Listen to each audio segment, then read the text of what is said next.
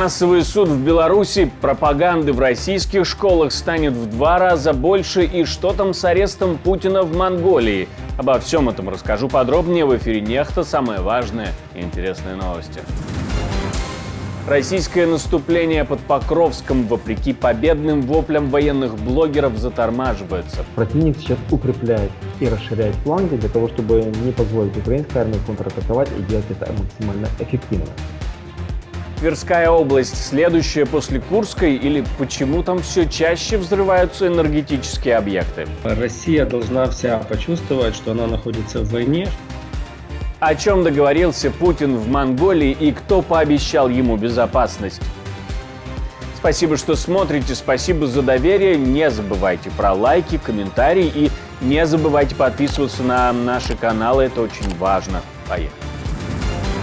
Украинскому городу Полтава Россия нанесла удар 2 баллистическими ракетами. По предварительной информации, ударили по институту связи и соседней больнице. Более 40 погибших, более 180 раненых. И это еще не окончательная информация и даже не официальная информация. Под завалами остаются люди, и спасательные операции не останавливаются. Обо всех деталях будем сообщать вам в следующих выпусках и в нашем телеграм-канале Нехта Лайв. Российское наступление под Покровском останавливается, темпы сбавляются. Эксперты пишут об усилении украинской обороны, а также об истощении российского наступательного потенциала. Но все равно, к примеру, аналитик издания Forbes Дэвид Экс считает, что ситуация к югу от города крайне опасная для украинской армии. В результате образовался открытый выступ, впивающийся на востоке в российские линии. Выступ, который при нескольких решительных маневрах россиян может превратиться в ловушку для сотен украинских военных. Также аналитик считает разумным ходом для украинских сил обороны отступить. Мы расспросили эксперта украинского о ситуации под Покровском. Для того, чтобы не допустить украинских контрударов с целью отсечения передовых штурмовых подразделений российской армии, в настоящее время российский генералитет спланировал ряд мероприятий, направленных на расширение точки пленения. То есть противник сейчас укрепляет и расширяет фланги для того, чтобы не позволить украинской армии контратаковать и делать это максимально эффективно. Поэтому динамика в направлении продвижения на Покров замедлилась, но на южном фланге этого вклинения противник сейчас пытается расширить территории, которые контролирует. В любом случае мы с вами должны понимать, ключевой фактор, который влияет на дальнейшее развитие ситуации на Покровском направлении, а мы с вами прекрасно понимаем, что это основное направление, на которое противник вливает огромное количество сил и средств. Ну, очевидно, почему Путин определил четкую задачу оккупацию до начала октября Покровска, выход на административную границу между Донецкой и Днепропетровской областями, и поэтому российские генералы берут под козырек, щелкают каблуками и пытаются эту миссию реализовать. Минувшей ночью была обстреляна Тверская область. В самой Твери было слышно взрывы, пишут в социальных сетях пользователи. По видео, которое, к слову, публикует канал Нехта Лайв, можно понять, что взрывы были очень мощными. Местные телеграм-каналы пишут об обстреле аэродрома Мигалово. Накануне днем Тверская область, а именно местная ГРЭС и распределительные сети были также атакованы беспилотниками. Ну а про результаты предыдущих обстрелов на НПЗ в Московской области. В Капотне пришлось остановить половину мощности предприятия. На ремонт этих мощностей должно уйти 5-7 дней, в условиях РФ может даже и больше. Но все равно это временные трудности. Как сильно это влияет на российскую экономику? И если такие точечные удары – это сигнал, то для кого, мы спросили у эксперта. Россия должна вся почувствовать, что она находится в войне, что нету ни одного места, где может быть спокойно, так как это чувствуют украинцы. Потому что по-другому, если вся Россия или большая ее часть не поймет, что война это опасно, война это в каждый дом, а не в каждый телевизор, никаких решений не будет. С другой стороны, я прекрасно себе отдаю отчет, что протесты снизу или решение проблемы снизу в нынешней России невозможно. Поэтому одними обстрелами мы не решим проблему, потому что должна быть такая системная работа. Это санкции от ЗСУ, я имею в виду обстрелы, санкции от наших партнеров, в том числе те, которые находят лазейки по обходу их и закрывают эти лазейки. Ну и также помощь Украине в военном плане. В Беларуси будут судить сразу 33 человека за участие в протестах в 2020 году. Все это произойдет на протяжении одной недели. Их обвиняют в, цитирую, действиях, грубо нарушающих общественный порядок. Конец цитаты. Эту статью сейчас государство чаще всего применяет для репрессий, сообщает правозащитный центр «Весна». Больше всего судов пройдет в Минске и Брестской области.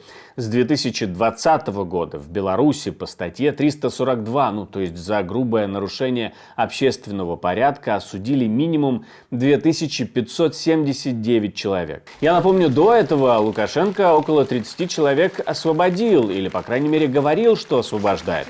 Как вы думаете, это компенсация или это означает, что его гуманизм закончился? Напишите свое мнение в комментариях, это очень важно и интересно для нас. Наша команда существует благодаря вам. Поддержите ее, чтобы мы могли продолжать нашу работу. Доля пропаганды в российских школах вырастет вдвое, заметило издание агентства. Аналитики насчитали рекордные 1300 часов на дисциплины, которые продвигают и селят в детских головах нарративы, выгодные властям. Из 11 тысяч часов всего 1300 будут заняты пропагандой или чем-то похожим на пропаганду. В школы начали поступать учебники, написанные помощником Путина Мединским, где переписали главы об СССР и добавили тему так называемой СВО. На нее уйдет 136 учебных часов. В рамках предмета ОБЖ для старшеклассников также вернули начальную военную подготовку. Кроме того, издание агентства пишет, что с 2023 года Минпросвещение сделало основы духовно-нравственной культуры народов России отдельным предметом, утвердив для него образовательный стандарт. Как объясняла «Комсомольская правда», прежде курс преподавался либо внеурочно, либо в составе других предметов. Путин продолжает находиться не под арестом в Монголии. Даже расписался в книге почетных гостей. Более того, пригласил президента Монголии в БРИКС и подписал несколько документов. К тому же разработку проекта реконструкции ТЭЦ в Улан-Баторе и, если верить информации из других источников, даже обговаривают строительство атомной электростанции в Монголии. Медиа пишут о том, что безопасность Путину якобы пообещал китайский лидер Си Цзиньпинь, но официального подтверждения, конечно же, нет. Но все дело в том, что и мы не один раз об этом говорили, что Монголия ратифицировала Римский статут и тогда должна выполнить ордер на арест Путина, который выдал Международный уголовный суд. Эту поездку прокомментировали в украинском МИДе, фактически обвинив Монголию в содействии Путину. Монголия позволила обвиняемому преступнику избежать правосудия, тем самым разделив ответственность за его военные преступления. Мы будем работать с партнерами над этим, чтобы это имело последствия для Улан-Батора. Ордер на арест Путина – это третий случай в истории Международного уголовного суда, когда выдан ордер на арест действующего главы государства после ордеров на президента Судана Омара аль-Башира в 2008 и ливийского лидера Муаммара Каддафи в 2011. Но на самом деле это элемент бравады, потому что он едет в ту страну, которая находится под двойным давлением, под давлением России в экономическом плане и под давлением Китая. И поэтому я уверен в том, что он поехал туда под двойные фактически гарантии. И одна из гарантий – это все-таки давление Китая на Монголию, чтобы они продемонстрировали такую лояльность Путину. России, по большому счету, не так много осталось направлений, где можно сотрудничать, где можно ездить, где можно общаться. Поэтому Путин прорабатывает именно вот такие сателлитные страны для того, чтобы демонстрировать свою, скажем так, выездность, скажем, в такой фигуре речи, да.